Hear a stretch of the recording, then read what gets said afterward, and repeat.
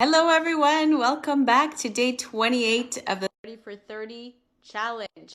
Today's special guest is going to be April Stevenson, who's going to join us very shortly. And then we're going to jump into day 28's question. So, April, if you are here, we are going to pull you into this live and have the best time ever. So, let's give you a second.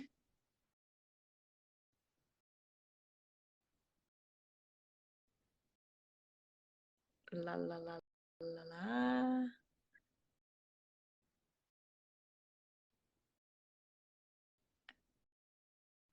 Okay. Yay!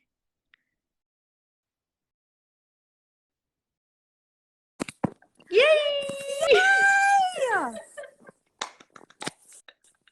We How did are it. you? You did it. We did it. This is amazing. How are you? I'm good. You look great. Thank you. Yeah. Okay. So thank you for being here. We are going to jump into it because I know you're a busy lady. I'm going to ask you to tell us a little bit about yourself, and then I'll ask you the question of the day. Okay, well, I'm April Stevenson, and I'm a mindset mentor, meaning I do life coaching and leadership coaching. I also have training programs that I do specifically with mindset, but I love talking about the Enneagram. I'm an Enneagram enthusiast and have been for the last 10 years. I have 5 kids. I'm married, and I love anything transformational. Beautiful. That's so good. Thank you so much. And we met through our leadership transformation program. We both graduated together, so that's amazing. Yeah. I love it.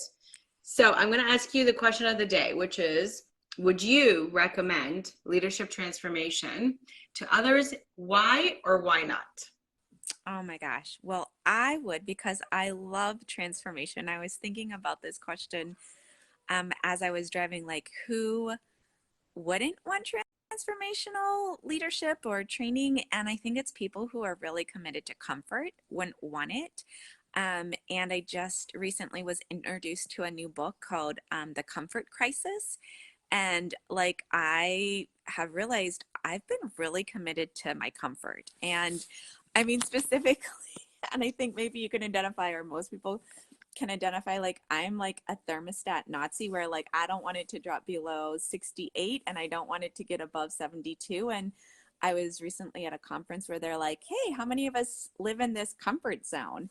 And I was exposed to people who are taking like cold showers. And like, I met this lady who takes ice baths every day. She's like, only 2 minutes. And I'm like, I don't even think I could do 2 seconds, maybe. I don't know. But she works on training people to do them. And so, really, I think transformational leadership training is about getting out of that comfort zone, like that, little space, that capacity that I've lived in, that other people live in, and like really increasing it and increasing it. And like, um, it's all about expansion.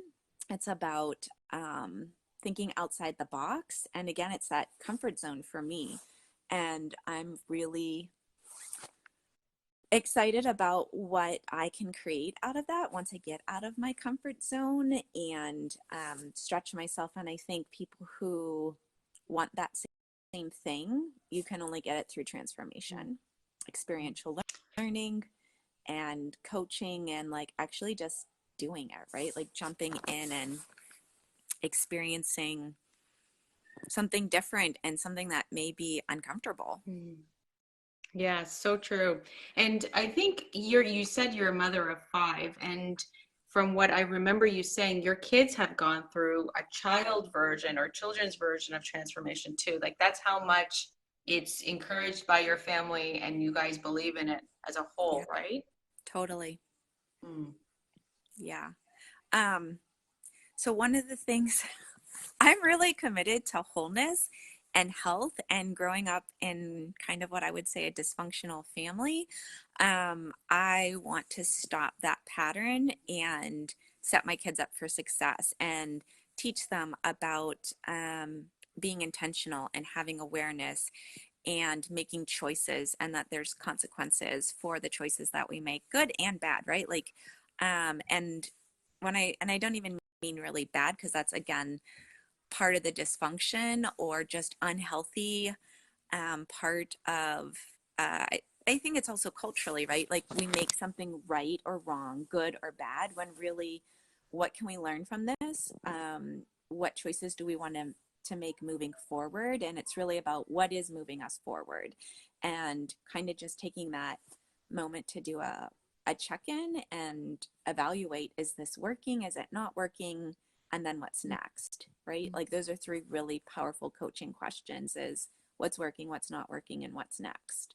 And so, yeah, just really equipping my kids to empower them to make choices, and to teach them that they're responsible for their choices, right? Instead of pointing the finger and blaming and justifying and explaining, okay, why did you make that choice? Even like, again, good or bad, is it really good or bad? They're going to learn from it.